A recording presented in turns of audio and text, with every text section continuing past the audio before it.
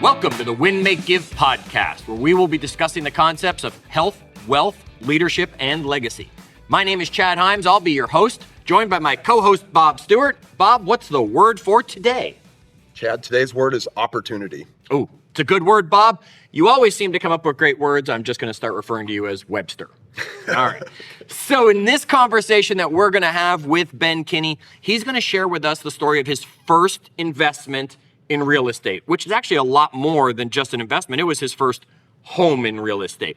So we're going to hear a little bit more about that. Bob, as we jump into it, hearing from Ben, what should everybody really be listening to throughout? I think in this discussion with him, the thing that I would have you pay attention to is there wasn't necessarily an obvious opportunity, right? He went a little bit extra and found the opportunity. Okay, so pay attention to how he finds that opportunity. I think it's a good lesson for all of us to not just be limited by what appear to be the options. Okay, that's great. Make sure you listen. Bob just gave you that key thing to be looking for in the conversation. Let's jump in to our dialogue with Ben right now. So you spent the last couple of years really diving into wealth building, investing, and just what to do with your money. And you've studied it. So what kind of investment? Like what kind of investments do you make? I invest in a lot of things today, whether it's businesses, real estate, financial instruments, just putting cash on the side, valuable things like. Where would you go first? Where did you go first? My first investment? Yeah. My first investment was actually in real estate. So your very first investment, and you didn't, why real estate at that? Maybe why today? Because maybe you didn't know then why you did it in real estate. Why real estate? Real estate's an amazing tool. And a lot of people, Bob, will tell you that owning a home is not an investment. I don't believe that to be true. Owning a home that you plan to keep in perpetuity and rent out after you move out is for sure an investment. And it's one of the easiest ways to get started in investing. When you own a home, there's a variety of financial benefits. Number one is appreciation. The average home in America goes up 4% annually for the last 30 years across every area of the U.S.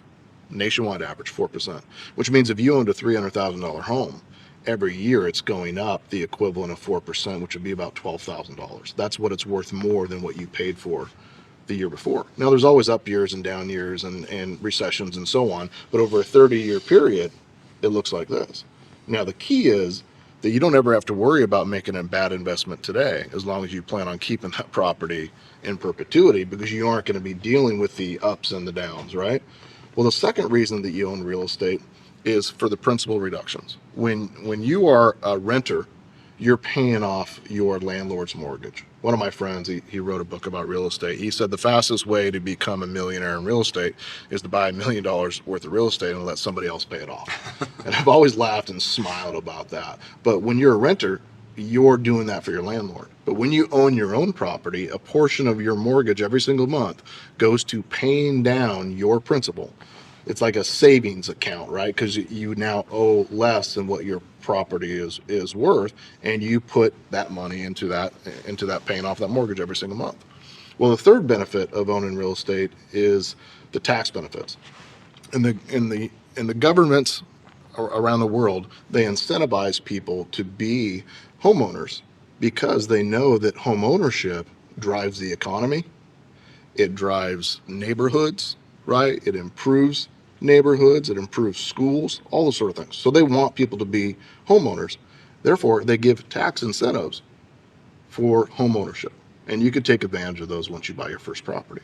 And then the fourth benefit of home ownership is when you move out and you have somebody else move in and then they pay rent. As long as that rent is greater than what your mortgage payment is, you get that cash flow. And if you were to add up all three of those reasons, let's say you haven't moved out yet, right? But you get the tax benefits, the appreciation, and the principal reductions. On a regular $250,000 home across America, you're going to save and increase your net worth by about $20,000 to $25,000 annual. And that is massive when you look at what the average renter or what the average homeowner in America has in net worth. the biggest thing that contributes to somebody's wealth is home ownership. And we all live somewhere, right? Like we've talked about this. You got to live somewhere. Yeah. So you might as well make it an investment and a tool for yourself. So you, like you just came out of the womb and you knew all of these things about like real estate and the benefits of real estate investing? Or like, no, right? Obviously no. Was your first investment, I think, right, was a real estate investment. Not because of these reasons, right? Like you didn't intrinsically know these reasons. So why was that first? Like, tell me the story of that first investment for you. Yeah. So I grew up in a poor situation. I lived in a cabin with my father. It was about 300 square feet, and we rented it. We didn't even own that cabin. On the weekends, I went to my mom's house. We were in a single wide trailer in a small community, and we rented that piece of land that the trailer was on as well. And from travel trailers to single wides to cabins, home ownership was not something that I was made aware of from a familiar family point of view, right? And the idea that I could own a home or that I could own real estate never really crossed my mind. Early in my career, my first like professional real job, as I would call it, was I was a cable guy. And I had to go out and fix somebody's cable one day. And I ran across this lady. Her name happened to be Paula, and Paula was a school teacher. And I went into this condo, townhouse looking thing, and I got talking to her. She was quite a kind woman and a great person. And she said, "Hey, I just bought this place." And I said, "Hey, congratulations, that's awesome." And I said, "It's a really nice condo." And she immediately corrected me, and she said, "It's not a condo." And I said, "Well, what is it?" She said, "It's a duplex." And I said, "What's the difference?" And she says, "Well, I own both sides. There was 2 units that were attached." And being younger, I was in my early 20s, I looked at her and naively I just said, "Why didn't you just buy a house?" Right? Not a great filter. And she said, "Because the renters next door, their rent covers 100% of my mortgage."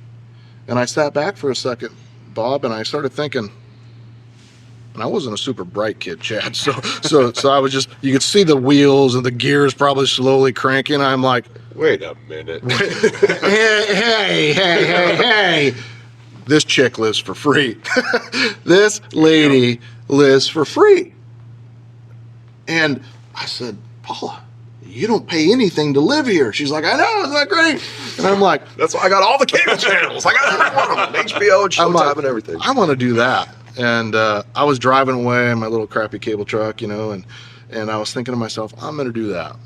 So I went and I stopped by this mortgage place, and the mortgage guy said, "Yeah, you could buy one of those, but you need $11,500 saved up." I didn't have $11,500 saved up, but I had some things I could sell, and I set off with a plan that I would save up that much money, and I did. I saved up $11,500. How long did it take you? I think it was about 6 months.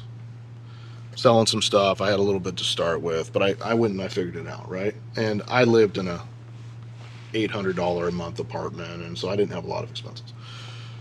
Well, the next thing I did is I went and I found a real estate agent. And I didn't find a great real estate agent, but I found a real estate agent. And those are out there. And this real estate agent, he said, "Yeah, I'd love to help you." And very nice guy, by the way.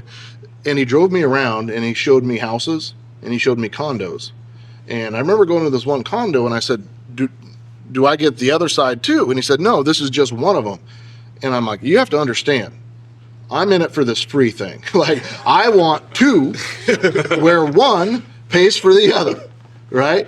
And there just wasn't a lot on the market during that time. And if it was over my price range. I was approved for $230,000. And nothing was coming in on that range. And he kept showing me things. I think he was getting frustrated with me, and I was getting frustrated with him. And so one day I started driving around, and I just started writing down the addresses of all the different duplexes that I had thought looked good and that looked like a place that I would want to live in. You got a little bit. You were a cable guy, so you were familiar with the streets, and you'd been out around those places. Yeah, right? yeah. And I literally just wrote down their addresses, and I went back to my computer, and I looked up each address in the county assessor's page, and I saw who bought them, when did they pay for it, what did they pay for it, did it have, how many bedrooms did it have, and I really wanted one that had 3 bedrooms on each side because you could get a lot more for rents than a 2-bedroom.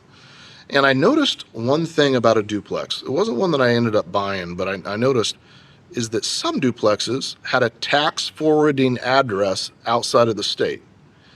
I thought, these people own this, but they don't actually live here. They may not know what's going on in this real estate market, or they may have moved away. They don't really care about this anymore. I'm going to reach out to them. So I ended up calling one, and I said, hey, my name is Ben, and I would like to buy your duplex. And the guy said, well, it's funny you say that because we were thinking about potentially selling. And I said, okay. And I hung up the phone. I'm like, I'll call you back. So I hung up the phone, and I called my real estate agent, and I said, hey, shitty real estate agent, I have this property I want to buy. I found it. Will you call and you offer him this? And the guy said, he'll never sell for that. I said, all right. I hung up the phone, and I thought to myself, well, how does he know? He didn't even ask him, right? So I only knew one other real estate agent, and she lived about 4 counties or 3 counties south of me in Everett, Washington. And I called her up. Her name's Catherine. We worked together today. And I said, Catherine, I found a duplex I want to buy. It's not on the market. I have the guy's contact information. He's already says that he's willing to sell. Will you call and will you offer him $227,000 for the duplex? She said, why 227? I said, because I'm only approved to 230 and it'll give me some negotiation room, right? So she did. And this gentleman agreed to pay her commission and agreed to my price at $227,500 with no counter. So I bought that duplex, Bob, and I remember moving in, and I didn't quite accomplish my goal of the neighbors paying for the duplex of my mortgage, because the one side paid $1,200 a month for a 3-bedroom, and my mortgage was $1,210. So I missed it, but I got to live for $10 a month, which entirely made up for it because I found out that the neighbors were a bunch of college girls. I was pretty young at that age, and that was 21, that was right? worth $10 right there, having college neighbors. And well, that was my first investment, Bob, was that. And even though it didn't cash flow right away because I lived in one side and rented at the other, I didn't pay anything to live, and I was used to paying that $800 or $1,000 a month for rent. That was extra cash. So I got to put that into my savings account. And at the end of the year, I had saved up another $12,000 that I could have used for something else, right? And I ended up eventually renting out rooms in the duplex because I didn't need all 3, and I charged them a little bit of money, and ended up cash flowing right away. And that became my very first investment, the duplex, which, by the way, I still own today. I was just about to ask, how long ago is this story? How many years ago were you buying this duplex? I think it was in like 2003 or 2004. And it was before you were in real estate, because we know that you have a real estate industry that you're in. So you, before you were in it, were able to do all that research that's available to anybody. They could go out there and they could do that. They could find a shitty realtor like you did, or they could find a great realtor that'll take care of them. Yeah. They could create these opportunities, and you've now had this property for 15 plus years. Yeah. It's nearly paid down at over half, and it's probably worth $450,000 to $500,000 today. So it's doubled in value. I paid off half of it. Paid off half of it. Yep. So you've made a huge profit on this and still own it. So you're going to still have the renters continue to pay it down, while the appreciation that you talked about before will continue to raise its value over the years. And rents have gone up dramatically. I think we get $1,800 to $2,000 aside now for that duplex. So we bring in $3,600, $3,800 a month, and the mortgage is still So if you were $1,210. if you were just an average person, just sitting on your couch watching HGTV, or I think a lot of people think, oh, the money to be made in real estate is in these flippers, right? These shows come in, they show I buy it at the auction for $150, and I put $30,000 in, and I sell it for $240, and I made $60,000, right? And people's eyes like roll at these numbers. But you don't sell real estate. right? Like when you sell real estate, but you don't sell your real estate. Yeah. Why? Like why have you become this person that just holds real estate? I don't know if your guys' parents were like this, but I remember riding around with my dad, and my dad saying when I was young, I could have bought that when 20 years ago, My right? dad did. Yeah. Yeah. And I think about that today, right? There isn't a property out there that I could have rode around with my dad 30 years ago that it wouldn't have been a good deal to buy that 30 years ago and still own it today, right? All there is stories from people that said, I used to own that. If I still owned that, things would be a lot different today, right? Or I could have bought that if I would have bought that then, right?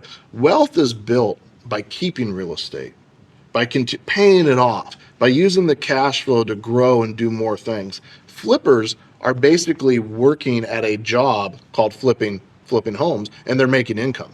But I'm not looking for income. I have income from my job. I'm looking to build wealth, and you build wealth by keeping real estate. What do you do with that extra money that's coming in? I want to go back to that. You were saying you're bringing in about $3,600 on this duplex. You said your mortgage is about $1,200 on it. There's a difference. Are you throwing all that money at the property to get it down so that mortgage goes away? Are you taking that money and putting it into other investments? Are you just taking that money and putting it, what are you doing with that cash flow? So what I've done since the very beginning, Chad, is I created a separate bank account for that property, and I'd put the rents in there. And I even paid myself rent in the beginning so that account would build up. But let's say that we didn't. We were just putting all the rents in there. I would keep that money in that account until it had covered 3 to 6 months of not having a tenant in that property. Because what if somebody left? Now, I've never had a vacant property for more than a couple weeks in my entire career of owning real estate. That's usually Buy near a college, right? I mean, a lot of your stuff is here around the college, right? Yeah. So I've never had to use that, but I've had hot water tanks that broke or a washer that broke or just little things like that, right? So I build up a reserve account.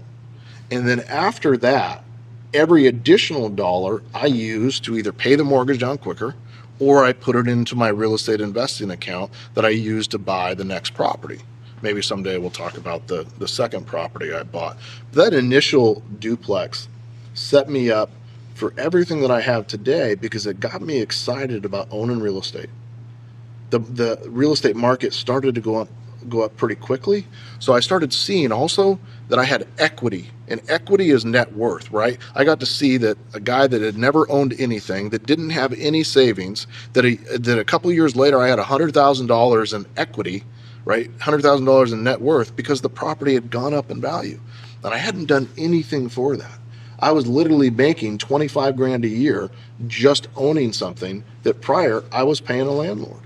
Imagine what would happen if I would have done that a couple of years earlier, right? Or a couple more times. You talk about this, like you put $12,000 down that first property, and you bought it at, say, $230, and if it appreciated at that annual appreciation rate, it, like in the first year, it had $10,000 of appreciation. Can you talk about that concept of appreciation on just your down payment versus like putting that money into the stock market? You know what I'm talking about? Like you talk often about this idea of I didn't think there was math on this podcast. Yes, yeah. But the leverage, right? It's a small down payment that you get appreciation against the whole value of that thing. If you were to put $10,000 into the stock market, like you put it into your 401k or your retirement account, and the stock market went up, an amazing return like on the S&P 500 might be, or your 401k or something, might be like 11% or 13%, which means you would make 11% of the $10,000 you have in your retirement account. You make $1,100, right, that year, and that would have been considered a good year in the stock market. Mm-hmm. Well, that same $10,000 that you would invest in your first piece of real estate, you don't make appreciation 4% or 6% or whatever appreciation is locally on the amount you put down. You make appreciation on the price that you paid for the property or on its original value. So in my situation, I put $11,500 down or $12,500, whatever it was, and I made 4% or 6% or 8%, right, on $230,000. Not on the $12,000 I put down. So every year it was like I was getting 100% or 200% return on my original 11,500. So if you did the FHA loan at 3.5%, or even a conventional, you put 20% or 10%, wherever you were at, you then got appreciation on all that other 80% of the bank's money. That's essentially, right. right? That's right. That's why home ownership is so important, is specifically buying owner-occupied homes that you move into is so important, because you can buy them for 3% or 5% down. Whereas if I was to go buy a duplex back then that I wasn't going to live in, I would have had to put 20 or 25% down for an investment property, a non-owner occupied home. Well, I was a cable guy. So saving up 20% or 25% of a $230,000 property, I may have never saved it up, right? Or it would have took me 3 to 5 years to have enough money to do that. But I was able to get into home ownership and get into real estate investing by buying owner occupied, putting that 3 to 5% down, right? And then over time I rented it out, and the next property I bought wasn't an investment property, it was an owner occupied, and I moved in to that next house. And we'll talk about that concept of how to do that maybe on a different call. And you didn't know this stuff. Again, like we were talking about, you weren't born with this knowledge. You went to someone to get the mortgage that helped answer those questions for you. You went to more than one realtor who gave you the answers, that you have now learned these things about the different kinds of loans and the different amounts you had to save to be able to figure out how to make that work. I bought the Landlord for Dummies book. Literally, I still have it. It's in our bookcase out there, the yellow one, for dummies, right? And I bought the rental properties for dummies book. And I just sat down and I grinded myself away through learning about these things. Because I realized that there was nobody coming to save us. That I wasn't taught about money in college. I wasn't taught about wealth building or owning real estate in high school. My parents didn't have money conversations while we're at the dinner table. That didn't exist. If I want to be in that sort of conversation, I have to go seek it out, or I have to go buy these books or listen to these podcasts and find that information. Is that part of what drives you to take this message and like get it out there? Is this idea that you feel like, in some way, I feel robbed of having had somebody teach me this stuff like when I was 20, right? And could have actually done something with it. Does that drive you at all? This idea that you maybe felt like, where was this information for me? Yeah, we own and operate a lot of companies, software, brokerage, real estate sales, training, coaching, mortgage, title, all those sort of stuff. But for one reason, I believe that home ownership is one of the most important things that you can do to protect your family, to build wealth, and to take care of your retirement and your future. In fact, we made the mission statement of our company delivering the dream of home ownership everywhere, because I want to get the message out. Now, not just to our customers, right, but to our employees. I'm always walking around saying, hey, when are you going to buy a place? Are you going to buy an investment property? Right? Don't buy a boat or a ski-doo, right? Don't go and do these things that lose value. Go make some investments so that the rest of your life, the rest of your trajectory changes. Be willing to have a little less. And my very first hire and partner now, Julene did this very well. She went and bought her very first house, and she wasn't a duplex, but she rented out each and every room in that house to help pay for her mortgage.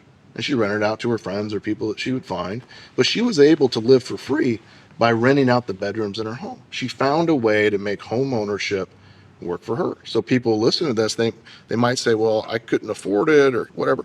Get a roommate. Or two. Or in Julene's situation, I think she had 3 or 4 at one time. Just find a way, right? Well, Chad asked me what my wrist says, this little band on my wrist. It says, whatever it takes. You want to change your trajectory, be willing to do whatever it takes. And one way to do that is to focus on your wealth. Making more money, building wealth, buying real estate. He does it again, right? Ben Kinney does it again, and we all want to continuously be amazed, but he's not doing anything really special, is he, Bob? No, it's not like anybody couldn't do these things, right?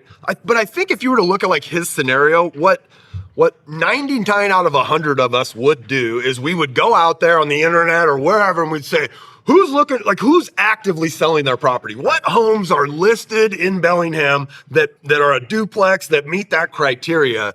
And then if there was none, which is essentially what his real estate agent did, right? There were none. And then we would just walk away, or we'd say, oh, we got to wait for that perfect opportunity to present itself to us. Right. And he just said, no, I'm going to go manufacture that opportunity, right? So, I mean, like, how many times in your life, in your day-to-day, are you just met with like there's not an obvious answer here, right? And you just go, well, I can't do that.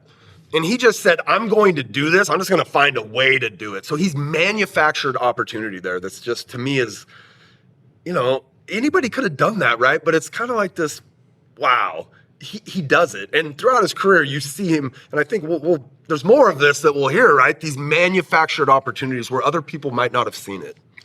That's an amazing point you're bringing up, Bob. Here, Ben's talking about investing. Here, Ben's talking about living for free. Here, Ben's talking about creating future wealth. Yet what you're finding in that message, even though that's what it's disguised being talking about, what you're finding in that message is go create opportunity for yourself each and every day, no matter where it is. Yeah, and I think a lot, there's these dead ends, there's nothing there. And he just looks at things a slightly different way. He basically says, I'm going to achieve this thing. I was going to figure out how, right? And most of us would say, I tried, and the normal way that you would do that, there was no opportunity there. And he just said, no, I'm going to find it one way or another. Great message that he shares with us. Great way to you pull that message out and reinterpret it for everybody as well. So, wherever you're watching podcasts, listening to podcasts, make sure you subscribe to the Win, Make, Give podcast. As I said, if you're watching them, that's true. We are on YouTube. Just go to winmakegive.com, find the link. You can watch any of these podcasts that are out there. Share them, put them out there. Let us hear what you're thinking about these conversations. Until our next one, we'll see you later.